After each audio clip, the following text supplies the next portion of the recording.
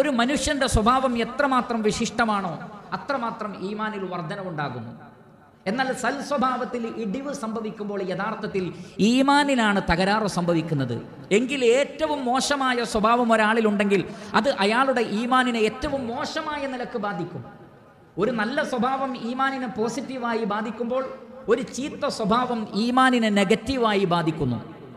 എങ്കിൽ പരദൂഷണം ഈമാനിനെ മോശമാക്കുന്ന വളരെ പ്രധാനപ്പെട്ട ഒരു കാര്യമാണ്. അല്ലാഹു സുബ്ഹാനഹു വ തആല ഗീബത്തിനെ കുറിച്ച് പറയുന്നത് അയുഹിബ്ബു അഹദുക്കും അൻ യഅകുല ലഹ്മ അഖീഹി മൈതൻ ഫകരിഹ്തുമൂ. നിങ്ങളിൽ ഒരാൾ നിങ്ങളുടെ സഹോദരൻ മരിച്ചു കിടക്കുമ്പോൾ അയാളുടെ ശരീരത്തിൽ നിന്ന് മാംസം വെട്ടിയെടുത്ത് വേവിച്ച് കഴിക്കാൻ മെനക്കെടുമോ? ആരെങ്കിലും അങ്ങനെ ചെയ്യുമോ? ഒരാൾ മരിച്ചു കിടക്കുമ്പോൾ അയാളുടെ ശരീരത്തിൽ നിന്ന് മാംസം വെട്ടിയെടുത്ത് ആരെങ്കിലും കഴിക്കുമോ? എങ്കിൽ അതിനേക്കാൾ ഗൗരവമുള്ളതാണ് ജീവിച്ചിരിക്കുന്ന ഒരാളുടെ പച്ചമാംസം തിന്നുക എന്നത്. അയാളുടെ ഗീബത്ത് പറയുക എന്നുള്ളത് അയാളുടെ മാംസം തിന്നുന്നതിന് സമമാണ് എന്ന് അല്ലാഹു സുബ്ഹാനഹു വ തആല പറയുന്നു.